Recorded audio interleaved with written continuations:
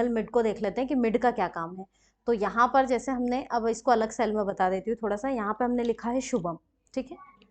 अब शुभम में टोटल ऐसे देखा जाए तो कितने लेटर है अपने, 7 है। अब हमें इसके मान लीजिए बीच के कुछ लेटर चाहिए, कोई भी 2 लेटर, 3 लेटर या 4, जो भी आपको चाहिए। तो उसके लिए हमने लगाया यहाँ पे इक्वल मिड, ब्रैकेट स्टार्ट किया, ठीक है। जैसे हमने मिड लगाया, मिड का मतलब होता है मिडिल के वर्ड, ठीक है ना। तो सबसे पहले क्या मांग रहा है, टेक्स्ट, मतलब वो टेक्स्ट आप दे दीजिए मुझे जिसमें से आपको डेटा लेना है। इसके बाद मैंने लगाया यहाँ पे कॉमा, क्या मांग रहा है यहाँ पे, स्टार्ट नंबर, यानी उसे स्टार्ट कहाँ से करना है। तो हमने बोला ये स्टार्ट करे यहाँ पे चौथे लेटर से, यानी स्टार्टिंग में एस एच यू इन 3 को छोड़ दे, स्टार्ट कहाँ से करे, बी से। तो यानी बी कौन से नंबर पे आ रहा है, 4th पे आ रहा है, तो हमने दिया 4 से तो स्टार्ट करे, लेकिन आप देख रहे हो कि आगे एक और नंबर मांग रहा है, ठीक है ना। यानी 4 से स्टार्ट करे लेकिन एंडिंग कहाँ पे हो, तो हमने बोला 4 और 5, सिर्फ 2 लेटर अपने को चाहिए यहाँ पे, ठीक है। तो हमने बोल दिया टोटल कहाँ तक चले, ये 4 से स्टार्ट है तो 2 लेटर तक चले। अब ब्रैकेट को क्या करा हमने यहाँ पे बंद किया, आपने देखा क्या प्रोवाइड कर दिया इसने, BH कर दिया। तो इसमें हमें लेफ्ट राइट और वापस से लेफ्ट सारी चीजें बार बार कम्युनिकेट यहाँ पर नहीं करनी पड़ेगी, डायरेक्टली अपना काम कर देगा। अब जैसे अगर मैं इसमें से जे निकलाऊं तो ये निकाल देगा आसानी से, ठीक है ना। तो अब इसी को अपन यहाँ पे देखें, यहाँ पर क्या करें, इक्वल, सबसे पहले क्या लगाया, मिड, मिड लगाया, मिड में से अपने को कौन से टेक्स्ट का चाहिए, ये चाहिए इनरोल का, इनरोल में से कहाँ से चाहिए, तो हमने बोल दिया यहाँ पे, अब इसमें है 1 2 3 4 5 और अगला कहाँ से स्टार्ट हो रहा है, 6, यानी 6 से स्टार्ट हो। तो 6 से अगर ये स्टार्ट हो तो हमने लगाया कॉमा 6। अब 6 से स्टार्ट हो तो हमें कितने लेटर चाहिए, इसके भी 2 चाहिए, यानी जे और ए या जे और यू, यू भी चाहिए ना जनवरी का। तो हमने यहाँ पे बोल दिया कॉमा 2, ब्रैकेट को क्या कर दिया बंद, एंटर, आ गया जे। अब जैसे ही यहाँ पे जे आया, अब अगर मान लो यहाँ पर जनवरी की जगह पे क्या होता है, जुलाई, तो ये जुलाई आ गया, मतलब सेशन चेंज हो गया। सेशन जैसे ही अपना चेंज हुआ, तो अब हमारा कहना है कि सेशन तो चेंज हो गया है, लेकिन इस सेशन के बेसिस पे कंडीशन देनी है अपने को, यानी मैसेज जनरेट करवाना है सिर्फ। तो मैसेज जनरेट करवाना है और कंडीशन लगानी है, तो कंडीशन के लिए किसका यूज करेंगे, इफ का यूज करेंगे, कि इफ, यदि क्या हो, यदि इसमें से, इस इनरोलमेंट में से अगर ये यहाँ पर पर्टिकुलरली हमें 2 लेटर निकाल के दे रहा है, और अगर ये लेटर हमें निकाल के दे और इस लेटर की वैल्यू, मतलब जो रिजल्ट अपने को मिले, वो रिजल्ट में अगर अपने को वैल्यू मिलती है क्या, JU या JA, किसी को भी असाइन कर सकते हो, तो हमने दिया JU। अगर जुलाई आता है तो जुलाई अगर आए तो यहाँ पे मैसेज में क्या मिलना चाहिए, तो वही अपना पुराना शेड्यूल हमने दे दिया कि अगर जुलाई आए तो क्या आ जाए, 15 अगस्त और कॉमा, अदरवाइज नहीं तो क्या मैसेज मिले अपने को, 15 मार्च, ठीक है। डबल कोटेशन बंद किया, ब्रैकेट को हमने बंद कर दिया, ठीक है। और अब एक बार इसको एक्सेस करते हैं, तो आप देख रहे हैं कि जुलाई जैसे ही आया तो क्या आया, 15 अगस्त। अब सेशन चेंज करते हैं कि वाकई में चल रहा है या नहीं चल रहा है, तो जनवरी किया तो क्या आ गया, 15 मार्च आ गया, सही है ये, ठीक है। अब हमने जैसे ही यहाँ पे वापस से जुलाई किया तो फिर से ये बता रहा है 15 अगस्त, तो 15 अगस्त तो बता रहा है, लेकिन ये 15 अगस्त का उसका कहना है कि ये जो जुलाई वाले स्टूडेंट है इनका एग्जाम फर्स्ट 15 अगस्त, यानी इंस्टॉलमेंट सेकंड कब जमा करना पड़ेगा, 15 अगस्त को। लेकिन अब यही सेकंड में चेंज होगा, अगर जुलाई है तो इंस्टॉलमेंट सेकंड और एग्जाम फर्स्ट तो आना चाहिए 15 अगस्त, लेकिन एग्जाम सेकंड और इंस्टॉलमेंट थर्ड कब आना चाहिए, 15 मार्च आना चाहिए। तो यहाँ पर हम कंडीशन फिर से देनी पड़ेगी हमें एक बार। अब क्या चेंज हो जाएगा, सिर्फ मैसेज चेंज हो जाएगा, जो बात हम इस फॉर्मूले में, जो बात पहले बोल रहे हैं वो बाद में बोल देंगे, और जो बाद में बोल रहे हैं वो पहले, है ना। तो यहाँ पर क्या करें, इसी को कॉपी कर लें, है ना। तो यहाँ से मैंने इसी को कॉपी किया, कॉपी करके और यहाँ से एंटर किया, एंटर करने के बाद यहाँ इस सेल में इसको पुट किया, और यहाँ पे कंट्रोल V से क्या कर दिया, पेस्ट। अभी आप देख रहे हैं कि दोनों जगह एक ही वैल्यू आ रही है। तो अब हम यहाँ पे मैसेज चेंज कर दें, क्योंकि 15 तो वही रहेगा, सिर्फ अगस्त की जगह क्या आ जाना चाहिए, मार्च। तो यहाँ पे मैं अगस्त की जगह पे दे रही हूँ मार्च, और मार्च की जगह पे दे देती हूँ अगस्त। क्लियर सभी को। अब एक बार हम इसको एंटर कर देते हैं, आ गया। अब सेशन चेंज करके देखें, सेशन वाइज हमारा सही से चलना चाहिए, तो हमने यहाँ पे दे दिया जनवरी, आ गया, दोनों चेंज हो गए, ठीक है। वो उसमें भी आ जाता, लेकिन उसमें वही समस्या आ रही है कि फिर आप लोग को ज़्यादा उलझा नहीं सकते, इसको भी बता दूंगी, लेकिन अभी इसको यहाँ से इसको भी डिलीट कर दो और इसको। साथ ही साथ अब देखो इसका जो इंस्टॉलमेंट फर्स्ट है वो तो अपना एडमिशन टाइम पे ही रहेगा, तो ये तो डायरेक्टली अपन यहाँ पे टाइप कर देंगे, क्या दे देंगे, एडमिशन टाइम, ये तो सीधे दे दिया हमने। और इसका अलाइनमेंट अपन ने कर दिया सेंटर। अब ये दोनों जो अपन ने फॉर्मूले लगा रखे हैं इनको अब अलग से देने की बजाय यहाँ से Ctrl+X करो और यहाँ पेस्ट कर दो, ताकि सारा डेटा अपना एक ही जगह पे आ जाए। इसमें पहले से था इसलिए मैंने अलग से बताया। अब यहाँ पर आप अगला डेटा फिर से इसको यहीं से ले लो और इसको भी कर दो Ctrl+X। एक्स करने के बाद यहाँ लाकर इसको कर दो Ctrl+V से पेस्ट, तो डिस्टेंस ज़्यादा भी नहीं रहेगा और अपना जो डेटा पुराना था वहीं पे रहेगा। अब इन दोनों को भी आप सेलेक्ट करें और इसको दे दें यहाँ से सेंटर, ठीक है। तो ये दोनों सेशन पे अपने दोनों इंस्टॉलमेंट यहाँ पे चेंज हो जाएंगे। तो लेफ्ट राइट का फॉर्मूला इसमें कंबाइन करके लगाना था, अदरवाइज एक मिड का फॉर्मूला है। नोट्स तो हम फिलहाल ओपन करके देखते नहीं है, देखते हो नहीं देखते हो, नहीं देखते हो, हाँ। वो तो वो खुद बोलेगा जब भी देखेंगे, वो बेचारा वो बोल नहीं सकता है कि मुझे ओपन करके देखो। उसमें कई सारे फॉर्मूले दिए हुए हैं, दैट टाइम, टुडे का फॉर्मूला, टुडे भी बताया था ना मैंने अभी, दैट के फॉर्मूले बताए थे, टेक्स्ट फॉर्मूले अपने चल रहे हैं, तो वो सब उसमें दिए थे। तो उसमें ये आ गया आपका एक मिड का फॉर्मूला। इस मिड से मिड की वैल्यू निकाल करके हम कंटेंट यहाँ पे सीधे एक्सेस कर सकते हैं। क्लियर सभी को यहाँ पे, ठीक है। अब अगला पैरामीटर अपना क्या था, फिलहाल सेशन चेंज कर ले क्योंकि अपन जुलाई पे काम नहीं कर रहे हैं, अपन जनवरी पे काम कर रहे हैं, तो अपना डेटा नहीं आएगा, ठीक है। अब जैसे ही मैंने यहाँ पे ये लिया तो ये तो ठीक है। अब यहाँ से मैं नंबर भी चेंज कर रही हूँ, तो ये सभी का चेंज हो रहा है रिसिप्ट में। ये 1 और 1 का रिकॉर्ड भी आ रहा है, प्लस कितना डिपॉजिट है वो सारी चीज़ भी इनकी निकल करके हमारे पास आती है। लेकिन अब हमें यहाँ पर निकालना है कि भाई किसी स्टूडेंट का हमें इनरोलमेंट नंबर नहीं पता है और बहुत सारे स्टूडेंट हैं हमारे पास, तो सीरियल नंबर भी उसका हमें ये नहीं पता है कि वो कौन से नंबर पे है, 15 पे है, 20 पे है, 25 पे है, किस पे है, ठीक है ना, ये हमें नहीं पता है। तो अब हम यहाँ पर ये चाहते हैं कि भाई अगर किसी का सीरियल नंबर हमें पता नहीं है तो दूसरा क्या ऑप्शन है कि उसका रिकॉर्ड हम निकाल लें। तो एक होता है अपना मोबाइल नंबर, और ऐसा कोई भी पर्सन नहीं होगा कि जिसे अपना मोबाइल नंबर याद नहीं है, सभी को अपना अपना मोबाइल नंबर याद है। तो मोबाइल नंबर के आधार पे हम आसानी से क्या कर पाए, उसका डेटा एक्सेस कर पाए। यानी हम ये चाहते हैं कि मोबाइल नंबर के आधार पे उस स्टूडेंट का एनरोलमेंट नंबर निकाल लें। मोबाइल सबको याद है, तो मोबाइल नंबर के आधार पे उसका एनरोलमेंट निकाल लें। तो एनरोलमेंट जैसे ही हमें मिल जाएगा तो फिर हम आसानी से उसका रिकॉर्ड सर्च कर पाएंगे। अभी हम सर्च तो कर पा रहे हैं लेकिन डिपेंडेंसी किस पे आ रही है, इस सीरियल नंबर पे। ये याद नहीं है तो नहीं निकाल पाएंगे। या तो फिर एक तरीका ये है कि आप डेटाबेस में जाओ, डेटाबेस में पूरा चेक करो, लेकिन यहाँ तो 3-4 अभी हम तो बना रहे हैं, 3-4 रिकॉर्ड है तो आसानी से देख सकते हैं। जब ज़्यादा रिकॉर्ड हो तो फाइंड करना मुश्किल रहेगा। तो क्या करें इसके लिए, तो अब इसके लिए हम ये चाह रहे हैं कि रिसिप्ट में ही हमें पता चल जाए मोबाइल नंबर का, है ना। तो यहाँ पे मैं ये चाहती हूँ कि ये जो मोबाइल नंबर फील्ड है यहाँ पे पहले से डिफाइंडेड है, लेकिन ध्यान ये रखना है कि यहाँ पे हम मोबाइल नंबर जो फील्ड लें तो जैसी स्पेलिंग अपने डेटाबेस में है वैसी ही की वैसी प्लीज स्पेलिंग सेम लिखना, है ना। अभी तक प्लीज वर्ड यूज नहीं किया था तो हो सकता है कि उससे, लेकिन अब यूज कर दिया है मैंने कि स्पेलिंग को जरूर मैच कर लेना, है ना। बहुत सारे स्टूडेंट के डेटाबेस में आज फिर यही परेशानी मिली कि स्पेलिंग में मिसमैच है, फॉर्मूला सम इफ का as it is copy paste कर रहे हैं लेकिन फील्ड के नाम चेंज है तो वो वैल्यू ले ही नहीं रहा है। तो यहाँ पर एज इट इज फील्ड को मैच करने के लिए टाइप नहीं करे, एक्सेल का कहना है कि सिर्फ यहाँ इक्वल लगा दीजिए और जितनी भी शीट है उसमें से जिसका भी रेफरेंस देना चाह रहे हो उस पर बस क्लिक कर देना और एंटर करने का कष्ट आपको करना पड़ेगा, बाकी मैं एज इट इज फील्ड लेकर आ जाऊंगा। ले आया। अब ये डेटा आपने अगर ये बाकी का जो है शीट पीजीडीसीए, सीपीसीटी, टैली, इनकी भी अगर डीसीए की ही शीट की कॉपी करके बनाई है तो फील्ड का नाम सेम आएगा। और अगर आपने फील्ड पता चल रहा है डीसीए में तो सही ले ली लेकिन बाकी में डिफरेंट दे दिया, बाकी में आपने थोड़ा चेंज कर दिया, तो फिर वो एक ही शीट का डेटा प्रोवाइड करेगा, बाकी का फिर नहीं करेगा। इसीलिए मैंने बोला था कि बाकी की शीट जब जब बनाए तो उनकी क्या करनी है, कॉपी करनी है। तो अब जैसा ये मोबाइल नंबर लिखा है ऐसा कैसे ही रिसिप्ट में आ गया, ठीक है।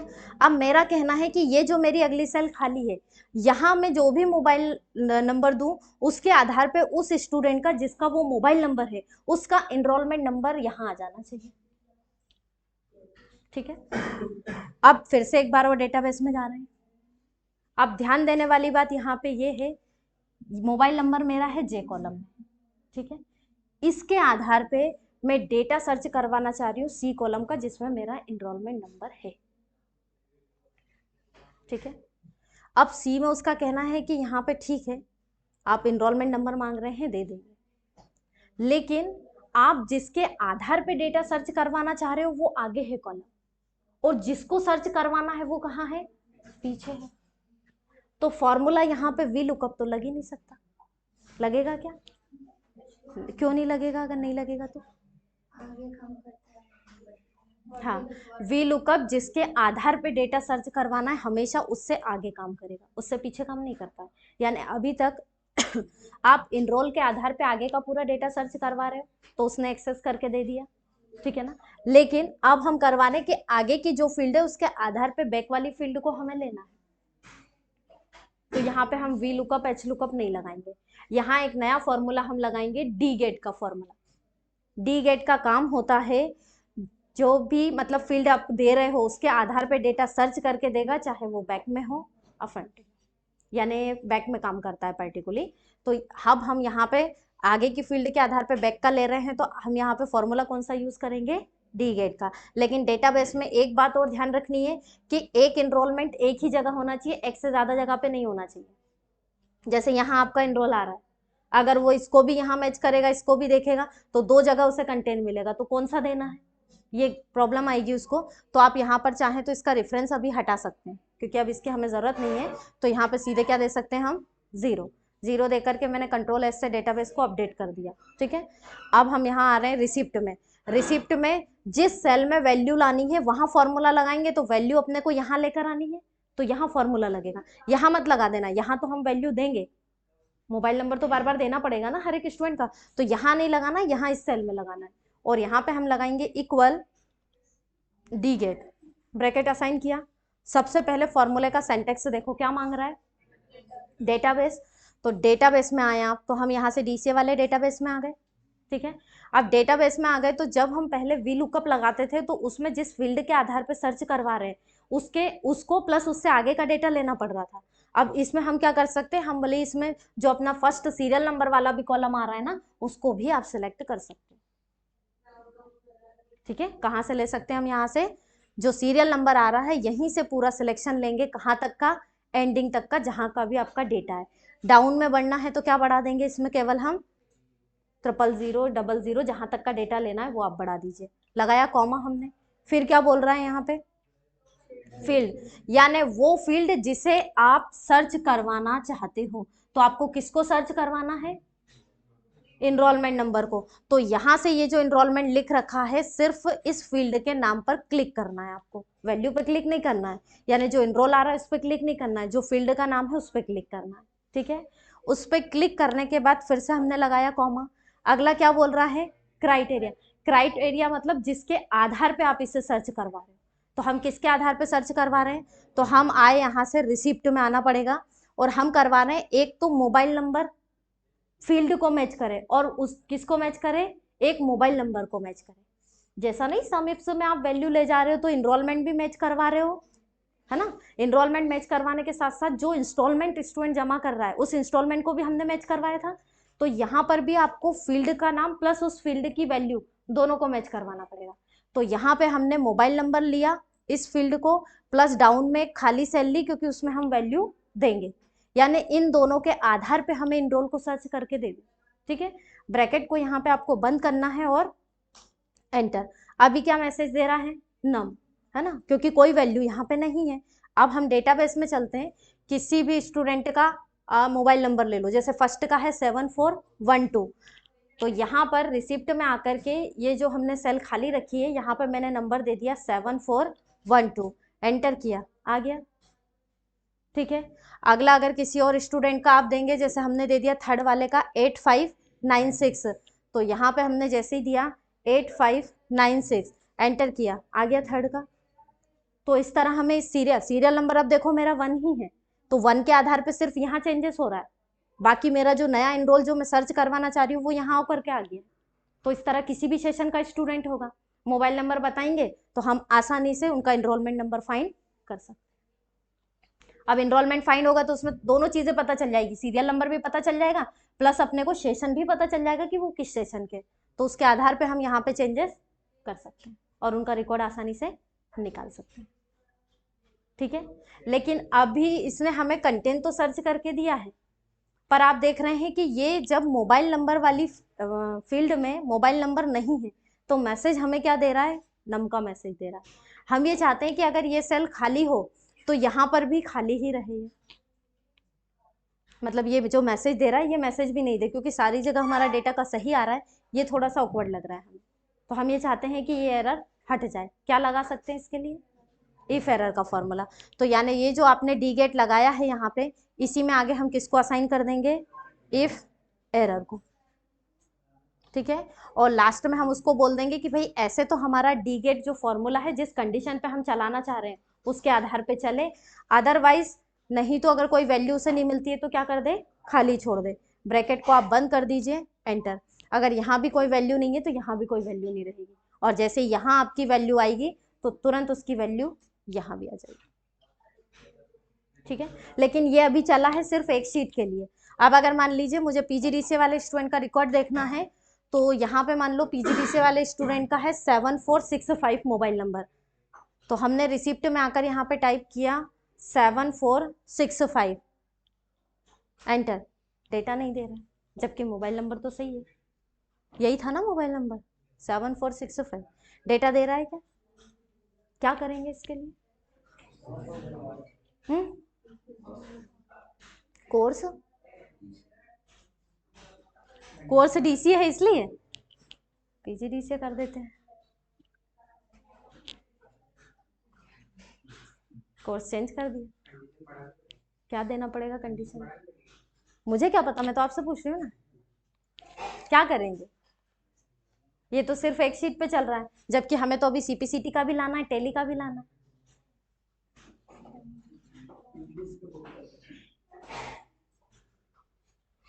तो पीजीडीसीए कहाँ कॉपी करोगे फॉर्मूला, डेटा तो सभी का मुझे यहीं लाना है, यहीं बस मोबाइल नंबर दूं और इनरोलमेंट नंबर चाहे डीसीए का है, पीजीडीसीए का है, सीपीसीटी का है या टेली का है, इसको यहीं पर लेकर आना है मुझे, इसी एक सेल में। सेल बार बार अलग मुझे चेंज नहीं करनी।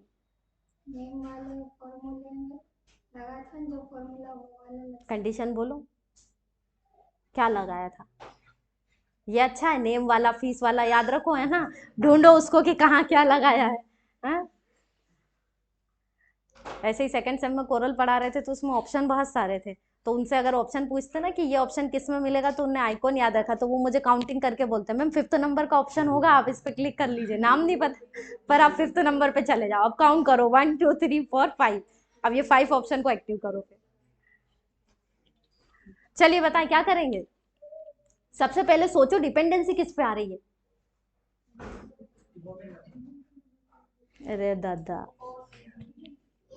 और बोलो, एक दो और महानुभाव बोलो ऐसे ही। डिपेंडेंसी किस पे आ रही है, और इसके कोर्स पे आ रही है, किसने बताया, नेहा ने। चलना चाहिए, चाय वाय पी के नहीं आते हो, आते हो, नहीं पीते, चाय नहीं पीते हो क्या, अरे चाय तो पीनी चाहिए भाई। अरे यहाँ उलझने वाली बात ही नहीं है, अभी देखो सीधे सीधे आप बोल रहे हो ना कि यहाँ पे पीजीडीसीए पे पेस्ट कर देंगे, डीसीए पे, भाई पेस्ट कैसे करेंगे आप, अभी आपने जो कंडीशन दी है सिर्फ आप उसमें देखिए उस कंडीशन में सिर्फ डीसीए का नाम आ रहा है। ठीक है, तो जब हमने डीसीए का बोला है तो वो पीजीडीसीए वाली शीट को ऑटोमेटिक कैसे देखने लगेगा, उसे थोड़ी ना पता है कि एक और शीट बनी हुई है इसमें, तो ये उसे बताएंगे कैसे, कैसे बताएं उसको कि वो पीजीडीसीए वाली शीट को भी समझ जाए और उसके आधार पे भी हमें वैल्यू दे दे।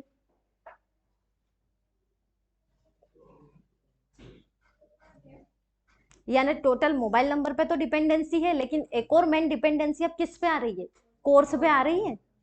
यानी भाई कोर्स डीसीए हो तो डीसीए वाली शीट से डीगेट डेटा उठा के दे, कोर्स अगर पीजीडीसीए हो तो कौन सी शीट से दे, पीजीडीसीए से। कोर्स यदि सीपीसीटी है तो सीपीसीटी वाली शीट पे चले, कोर्स अगर टैली है तो कहाँ चले, टैली वाली शीट पे चले। ये लगाया था सेम एज इट इज यहाँ पे फॉर्मूला, जब हमारे सामने 4 सीट थी, चारों को हमें इनरोल के बेसिस पे ही एक्सेस करवाना था, तो आपने यहाँ पे कंटेंट दिया था। तो सिर्फ कंडीशन बोलनी चाहिए, ऐसा नहीं बोलना चाहिए नेम वाले ही लगाओ। मतलब अभी भी अपनी गलती नहीं मानोगे। तारीफ करवानी है तो ऐसे बोल दो ना कि मैं मेरी तारीफ करिए कि मैंने बताया है। हा? अब यहाँ पे आपने दिया है कि C7 इक्वल अगर कोर्स DC आता है, तो हमने इसमें लगाया था वी लुकअप का फॉर्मूला, और अभी हम कौन सा फॉर्मूला लगा रहे हैं, डी गेट का। तो सेम एज इट इज इसी तरह से लगा सकते हैं। लगा लोगे कि बताना पड़ेगा? हाँ, कौन कौन लगा लेगा फॉर्मूला चारों शीट के लिए? उम्मीद थी मुझे ऐसी कि ऐसा ही कुछ रिजल्ट आएगा। देख लो यहाँ पे पहले हमने क्या बोला है, डी गेट अभी डायरेक्टली चल रहा है DCA पे। आपको सिर्फ इसमें इतना बोलना पड़ेगा, बातें नहीं। इफ, यदि क्या हो, यदि ये जो हमारी कोर्स वाली सेल है, इसमें अगर कोर्स आता है हमारा क्या, DCA आए तो कॉमा, अपना डी गेट का फॉर्मूला चले, किसके आधार पे चले, तो डेटाबेस में से एनरोलमेंट नंबर को मोबाइल नंबर के आधार पे सर्च करके दे दे। तो ये कब देगा, जब DCA रहेगा। अब आपको क्या देना है, PGDCA। तो यहाँ से फिलहाल ये जो बाद वाली हमने इफेरर की कंडीशन दी है, इसको अभी हटाओ, ठीक है। यहाँ पे फिर हम क्या करेंगे, कॉमा, अगली कंडीशन के लिए फिर से क्या लगाना पड़ेगा, इफ, कि यदि क्या हो, यदि अब अगर इस C7 के अंतर्गत वैल्यू DCA की जगह पे क्या आती है, PGDCA, तो अगर जैसे ही वैल्यू उसे PGDCA मिले तो कॉमा, फिर से हमारा डी गेट फॉर्मूला चले, लेकिन अब कहाँ चले, तो अब आप डेटाबेस में PGDCA का रेफरेंस दे दो, और PGDCA में आप सीरियल नंबर से एंडिंग तक का रेफरेंस जहाँ तक का देना चाहो। वैल्यू बढ़ाने के लिए हमने नंबर बढ़ा दिया है यहाँ पे, ठीक है, यानी 0 बढ़ा दिया है। इसके बाद वो बोल रहा है फील्ड, तो इसमें भी फील्ड अपने को कौन सी सर्च करनी है, तो यहाँ पे अपने को इनरोलमेंट नंबर फील्ड सर्च करनी है, तो इनरोल को दे दिया हमने, ठीक है। और इसमें उसका कहना है कि इसका भी इनरोलमेंट किसके आधार पे सर्च करवाना है, मोबाइल नंबर के आधार पे। तो वापस से कहाँ आएंगे, रिसिप्ट में आएंगे, किसका रेफरेंस देंगे, mobile number field plus mobile number का, ठीक है। अब यहाँ पे हमने क्या कर दिया, ब्रैकेट को बंद कर दिया, ठीक है। 1 से 2 बार ब्रैकेट बंद किया, कॉमा, इफ एरर के लिए हमने डबल कोटेशन लगा दिया यहाँ, ब्रैकेट फिर बंद किया, एंटर। ये लास्ट में एक और ब्रैकेट अपना बंद होगा। फिलहाल अभी इफ एरर हटाओ यहाँ से, इसको आगे से भी हटा रही हूँ मैं। अभी इसी का रिजल्ट देखो जो हमने लगाया है, ये देखो है PGDCA का नंबर, चल गया PGDCA वाली शीट पे। क्लियर है? अब इसी तरह आपको CPCT का भी बताना है, तो CPCT का भी आप इसी तरह रेफरेंस दे सकते हो, यानी पूरा फॉर्मूला एज इट इज रहेगा, चेंज क्या हो जाएगा, सिर्फ कोर्स की वैल्यू, ठीक है। जैसे अपना कोर्स है वैसा ये काम करेगा, यहाँ PG था तो PGDCA, अब जैसे ही आप यहाँ पे DCA करोगे तो अब वापस से मैसेज जनरेट करेगा आपका, ठीक है ना, क्योंकि अभी कोर्स क्या आ रहा है, DCA, और मोबाइल नंबर किसका है, PGDCA का। अब फिर जैसे ही हम यहाँ पे मोबाइल नंबर चेंज करेंगे तो तुरंत हमें DCA का कंटेंट प्रोवाइड हो जाएगा, क्योंकि कोर्स इसमें DCA है, ठीक है, यानी डिपेंडेंसी हमने कोर्स पे दे दी। क्लियर सभी को, बढ़े और आगे, बस